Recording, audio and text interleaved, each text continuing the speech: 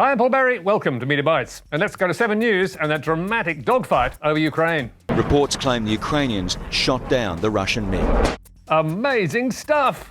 But whoops, that's not war, that's a video game. The clip, called Ghost of Kiev, was uploaded to YouTube on day 2 of the Russian invasion. And it clearly states it is simulated in DCS World, which is a digital combat simulator. So how did it feed into the news? Step forward Ukraine's Ministry of Defense, which tweeted the clip and even praised the pilot.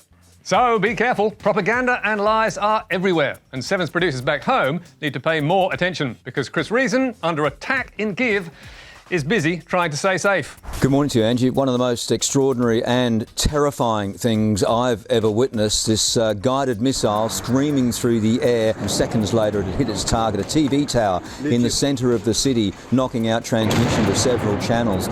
Hats off to Chris Reason and to Nine's Carrie-Anne Greenbank for bravely reporting from the midst of a nightmare. There's a building that's had its windows blown out, there's cabling that's been melted. I won't show you, but there's a body across the road as well. But if lies is what you're after, Russia is winning by miles.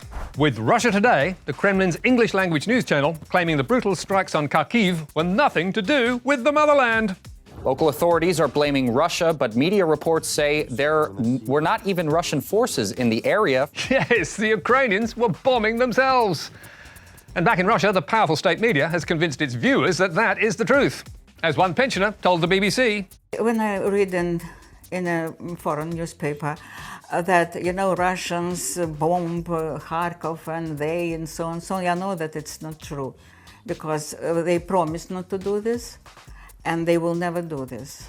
Meantime, the fierce crackdown on Russia's independent media continues, with the FT's Moscow correspondent tweeting that Russia was heading towards a total blackout of independent media. And that was backed up by former chess champion Garry Kasparov, who added, Putin is increasing the news blackout to prepare for more atrocities in Ukraine.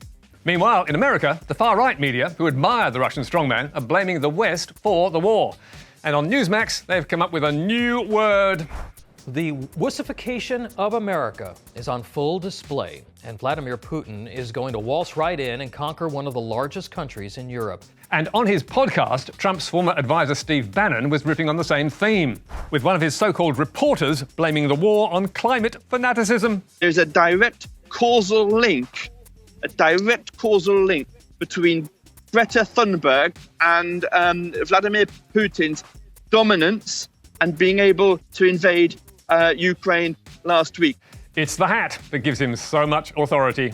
But now let's cross back to CNN, which is reporting more air raid sirens in Kiev.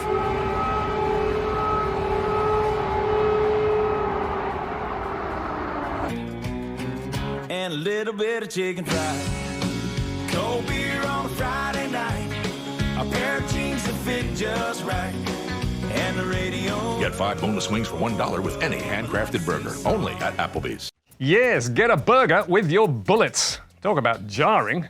Thankfully, CNN has now taken all its split-screen ads out of its coverage. Now to the flood crisis and soggy reporters working overtime. They're calling it a rain bomb. And above ground, the bomb was terrifying. This is absolutely something to behold, the scale of what I'm seeing down beneath us now. And on the swollen rivers and flooded streets, it was all hands on deck. Yesterday, the floodwaters were above that tattoo parlour where the bin now lies on its roof. And on the roof is where Seven's Matt Doran ended up. The roof will hold me. Let's see. Okay. I am mad. How are you? It's okay. He didn't slip off. Meanwhile, Nine's Jess Millward was doing paddle up interviews. My cameraman's made his way to me on a boat, so thank you for that, Andrew. You can see the water came up. You guys chose to stay. Did you ever think about getting out and leaving? But it was Seven's Bill Hogan, juggling live reporting and a rescue, who wins our flood gong. Sorry, Larry, I'm just helping. No, What's your name, mate? John. Hello, John. I'm just helping you on. How you going? I'll pitch you up, mate. You can put the mic down, Bill. Yeah. And after some studio direction and a bit of heave-ho, it was all aboard. And grab his back, Bill, and spin him around. There you go. That's it. Oh, that's all right. I got you, mate. Keep going, yeah. Keep going. Someone grab his leg, maybe. That's your leg. That's it. There you go. Good stuff. There you go. Now to Wagga Wagga, where former Nats leader Michael McCormack is wooing locals back to the movies. Get out there, get back into the cinemas, enjoy the popcorn, because it's a great place to be. But the peanut gallery wanted more. I was going to throw it up. You should have, can you? Kenny? Get back to the movies, because you can get your popcorn, it's a great place to be. And we'll be back with Media Watch, 9:15 Monday night on the ABC. Also, iView and social media. Don't miss it. Oh.